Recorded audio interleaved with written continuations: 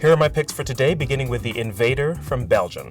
This is about a young African man who has snuck into Belgium illegally. He's working in construction. His boss is a gangster, which gets him into trouble. But then he meets a very wealthy Belgian woman, and they strike up a smoking hot affair. And the film really turns into something different.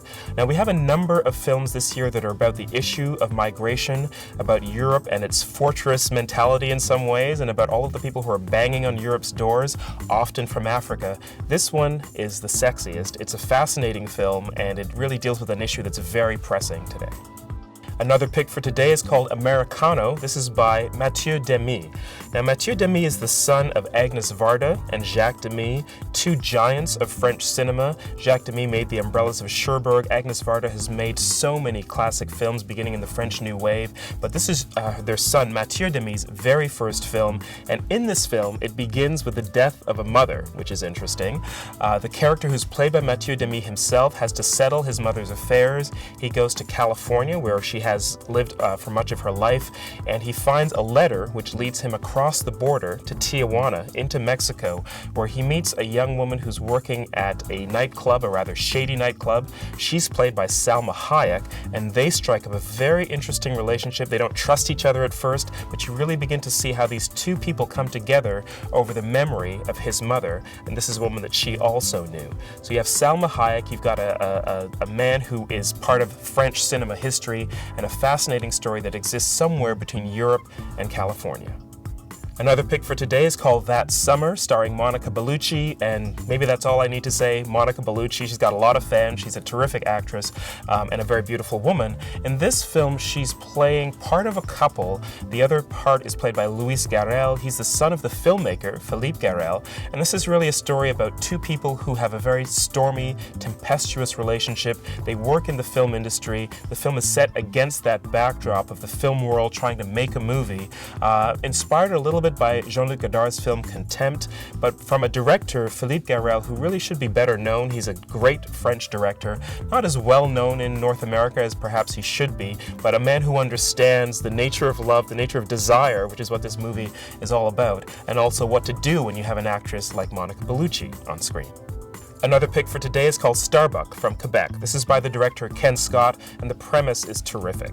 Now, there was a man who, in his youth, in his 20s, needed to make money. He found one good way to make money, which was by being a sperm donor. He donated a lot. As it happened, this particular clinic needed all that he donated and used him many, many times. Many years later, he's fathered 533 children. And this, of course, becomes a bit of a cause célèbre. He's approached. People want to know what happened, who this man is. And it turns out that about 100 of these kids want to get to know their daddy. So this is a man who, late in life, in middle age, finds out that he has over several hundred children. He has to figure out what to do with them. And actually, it's kind of a life-affirming, inspiring story, very funny, as he gets to know these hundreds of kids that he's fathered all over Quebec. Another pick for today is called The Student. This is part of our City to City Buenos Aires series, and it's from Santiago Mitre, who is a screenwriter who worked for many years for Pablo Trapero, the great Argentinian filmmaker. This is his first film as a director, and it's as smart and as sophisticated as what he's done for Trapero. It's a story of a young student, a university student in Buenos Aires, who worms his way into campus politics, mainly because he's attracted to a woman who's also active in the political scene on campus, and it turns out that he's very good at it, and he becomes a leader, really against his will or against his desire. He doesn't have a lot of interest in politics. He just wants to get the girl. And it's really, I think, a little bit about how politics works, whether you're on campus or whether you're running a country. Fascinating behind-the-scenes story of the political process. Another pick for today is called Dark Girls by Bill Duke and D. Chanson Berry. Now, this is a documentary that's about something that you may not even believe happens if you're not inside that world. It's about the prejudice that exists based on the shade of color of your skin, mainly in the black community in this particular case.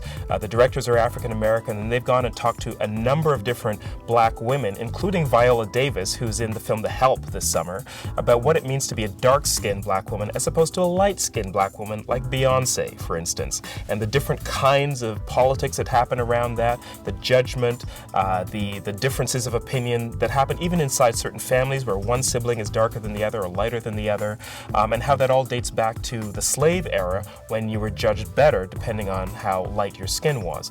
Fascinating documentary. These women do not hold back at all in expressing their opinions about it, and you've got two great filmmakers to frame it all and to help us understand why this still happens.